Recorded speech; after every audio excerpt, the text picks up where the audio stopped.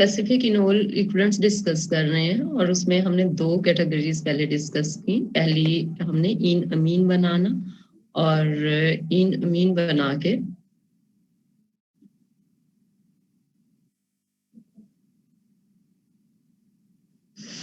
इन अमीन बना के as nucleophile उसको रिएक्ट करवाना। पर्पस स्पेसिफिक इनोलेट इक्विवेलेंट्स का सेल्फ कंडेंसेशन को अवॉइड करना है। हम किस तरह से सेल्फ कंडेंसेशन को अवॉइड करें, एल्डोल टाइप रिएक्शन ना हो, जस्ट अल्फा पोजीशन पे अल्किलेशन हो। Aldol type reaction self condensation होने की जो रीजन होती है वो ये होती है कि कार्बोनिल, खासतौर पे strong carbonyl like aldehydes and ketones, वो itself as strong electrophilic centre react करते हैं और इनोलेट अपने ही कार्बोनिल कंपाउंड को एज इलेक्ट्रोफाइल यूज कर लेता है instead of waiting for external alkyl halide. अब इसके लिए हमने इन अमीन और सिलिलिनोल ईथर्स 2 डिस्कस किए थे पहले। इन अमीन जो है उसको हमने कहा था कि वो कंपैरेटिवली वीक न्यूक्लियोफाइल है और उसको रिएक्टिव किस्म के इंटरमीडिएट रिएक्टिव हैलाइड्स चाहिए। और उसमें हमने 2 टाइप्स डिस्कस कर ली, 2-3 टाइप्स डिस्कस कर थी और मेजर उसमें यही था बेंजीलिक और अल्फा हेलो सब्स्टिट्यूटेड। उसके बाद हमने सिलिलिनोल ईथर्स को जब कहा तो हमने कहा कि सिलिलिनोल ईथर्स जो हैं वो तो इन अमीन से भी वीक हैं, तो उनको हम इलेक्ट्रोफाइल रेडी करके देते हैं, कार्बोकेटाइन क्रिएट करके देते हैं। And when we created the carbocation it means the reaction follow the SN1 mechanism. And in this way all the substrates which require for SN1 reaction is depends upon the stability of carbocation और उसके according most tertiary are the most favoured. और इसलिए फिर SN1 के through हम बहुत आसानी से टर्शी ग्रुप्स को अल्किलेट करा सकते हैं, जो हमने शुरू में ये कहा था कि टर्शी लाना पॉसिबल नहीं है। सो सिलिलिनोल ईथर के 2 एडवांटेजेस हैं। एक एडवांटेज है कि टर्शी अल्किलेशन और हम किसी तरह भी नहीं कर सकते हिंडर्ड कार्बन की क्रिएशन, जैसे कि हम इसमें कर सकते हैं। दूसरी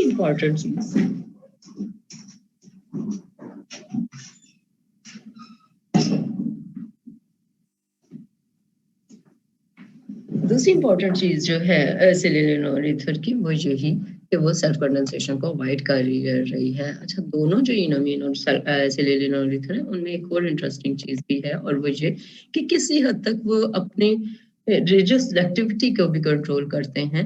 और उसमें ये है कि enamine prefer the kinetically controlled product और silyl enol ether prefer the thermodynamically controlled product.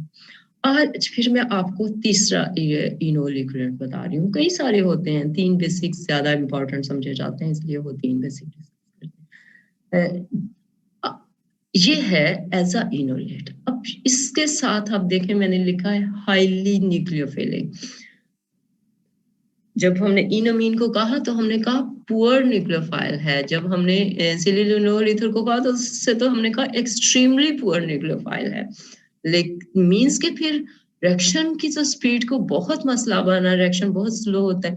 So as a इनोलेट्स जो हैं दे आर हाईली न्यूक्लियोफिलिक, ये बहुत स्ट्रॉन्ग न्यूक्लियोफाइल्स होते हैं। So they are considered a general solution, वे किसी भी के साथ रिएक्ट कर जाएंगे सिंपल SN2 मैकेनिज्म से, क्योंकि रिएक्शन हो रहा है। सो SN2 की जो भी रिक्वायरमेंट होगी हर तरह के SN2 रिएक्शन के लिए फेवरेबल होंगे। SN1 के लिए नहीं, उसके लिए जो हिंडर्ड और टर्शियरी है उसके लिए हम सिलिलिनोल ईथर यूज करेंगे। लेकिन SN2 पाथवे से इस किस्म के सबस्ट्रेट को भी हम रिएक्ट करवाना चाहें, क्योंकि इनअमीन में तो हम लिमिटेड हो गए थे कि हमें सिर्फ बहुत एक्टिव ही चाहिए, लेकिन इसमें फिर ये कि जो भी आप अल्किल ग्रुप इंट्रोड्यूस कराना चाहें वो आप एज अ इनोलेट से करवा सकते हैं, क्योंकि ये बहुत स्ट्रॉन्ग न्यूक्लियोफाइल बनता है। अब ये कैसे बनाते हैं? First thing is that we react the carbonyl compounds with primary amines under slight acidic conditions. अब जब हम enamines बनाते थे तो at that time we use secondary amine and the condition was same, the catalytic protic conditions. अब वहां secondary था अमीन और यहाँ पे आपने प्राइमरी अमीन लिया है। उसमें भी आप C++ N ही पहले बनाते थे, इसमें भी आप C++ N ही पहले बनाते हैं। लेकिन प्राइमरी अमीन की वजह से थोड़ा सा डिफरेंस आता है कि जब आप इसको सब्स्टिट्यूट करवाते हैं तो आपको पता है कि यहाँ पे 2 प्रोटॉन्स हैं और इस वजह से यहाँ पे डायरेक्ट अगर आप वो माइंड में लाएं, ये वाला रिएक्शन जो है आपका, तो उसमें आप क्या कर रहे होते हैं, ये वाली अमीन आप बनाते हैं इस तरह से प्राइमरी सेकेंडरी अमीन के साथ। और यहाँ पे अब जो आप ले रहे हैं वो अब आप क्या कर रहे हैं, अब आप प्राइमरी अमीन्स ले रहे हैं और प्राइमरी अमीन्स जब आप लेते हैं तो आप C double bond N means के शिफ्ट बेस आईमीन बनाते हैं, उसमें आप आईमीनियम बना रहे होते थे। बनाने के बाद आप बेस प्रोवाइड करते हैं, वहां आप इस तरह की कोई बेस नहीं करते थे। अगर रिएक्शन मैकेनिज्म आपने खुद से ट्राई किया हो तो आपने देखा होगा कि ये बनाने के लिए आप कोई बेस नहीं डालते थे। ये बनाने के लिए ये देखिए, आप ये लेते थे, आप ये बनाते थे और ये जब बनता था यहाँ पे तो आप खुद बहुत उसको स्टेबलाइज करवा के प्रोटॉन को निकाल देते थे और ये न्यूट्रल कंडीशंस में रिएक्शन आगे चला जाता था। आप कोई एक्सटर्नल बेस नहीं यूज कर रहे होते थे। जब आप सिलिकॉन ईथर बनाते थे तो आप वीक सी बेस देते थे वहां से प्रोटॉन एब्स्ट्रैक्ट कराने के लिए। इनमीन में आप कोई बेस नहीं देते थे। अब यहाँ पे आप स्ट्रॉन्ग बेस देते हैं। स्ट्रॉन्ग बेस देते हैं, स्ट्रॉन्ग बेस क्या करता है कि आपका यहाँ से जो प्रोटॉन है अल्फा पोजीशन से उसको एब्स्ट्रैक्ट करता है, डबल बॉन्ड को ट्रांसफर करता है और इस तरह से ये वाले जो इलेक्ट्रॉन्स हैं ये नाइट्रोजन पे ट्रांसफर हो जाते हैं और आप एन नेगेटिव लिख देते हैं।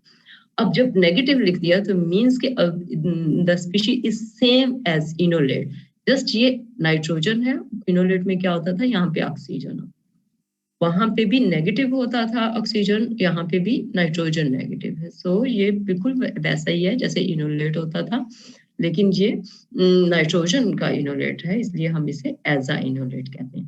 प्लीज जरा स्टेप्स खुद से लिखिए। प्राइमरी अमीन को रिएक्ट करवाएं एल्डिहाइड के साथ न्यूक्लियोफिलिक एडिशन करके। एसिड का पर्पस आपका ओ के साथ अटैच होके उसे इलेक्ट्रोफिलिक बनाना है। सिंपल कंडेंसेशन रिएक्शन है, वाटर का रिमूवल होगा।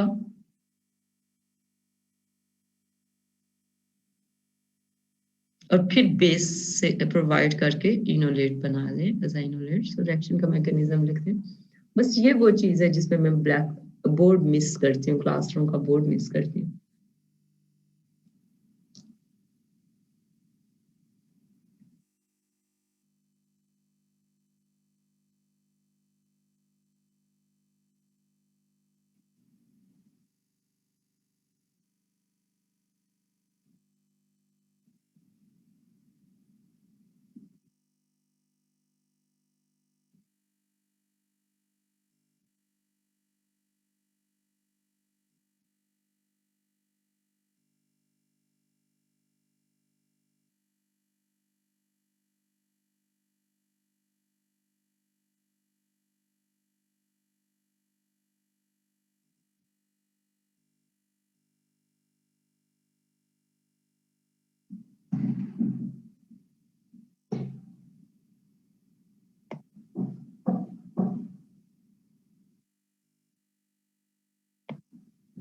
तो जिन्होंने कर लिया है उन्होंने एजा इनोलेट तक कर लिया है, एजा इनोलेट बनाने तक। Yes ma'am. ठीक, अच्छा आगे देखिए। जब एजा इनोलेट बन जाता है और हमने कहा कि ये रिएक्टिव है तो फिर हम क्या करते हैं, फिर हम इसकी अल्किलेशन कर देते हैं। अब यहाँ पे देखें, अगले स्टेप में पहले आप यहीं पे अल्किलेशन करके देख लें। आर एक्स लिखें, एरो लगाएं, आर एक्स लिखें, जैसे इनोलेट को रिएक्ट करवाते हैं अल्फा अल्किलेशन के लिए उसी तरीके से इसको अटैच करवा दें। फिर मैं अगली स्लाइड पे जाती हूँ।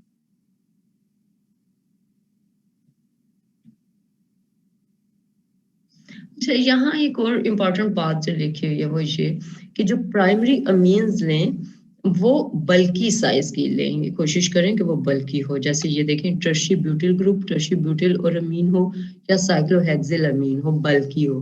बल्कि का एडवांटेज क्या है, जस्ट कि वो फिर इटसेल्फ एज न्यूक्लियोफाइल जो है वो रिएक्ट ना कर सके और बेटर इलेक्ट्रोफिलिसिटी जस्ट प्रोवाइड करे, तो इस वजह से हम बल्कि लेते हैं। अब यहाँ देखिए मैकेनिज्म, आप बेस ऐड हो रही है, आप पहला स्टेप देखें तो एल्डिहाइड है, अमीन है, कैटालिटिक प्रोटॉन है, amine here is tertiary butyl amine. ये 3 आप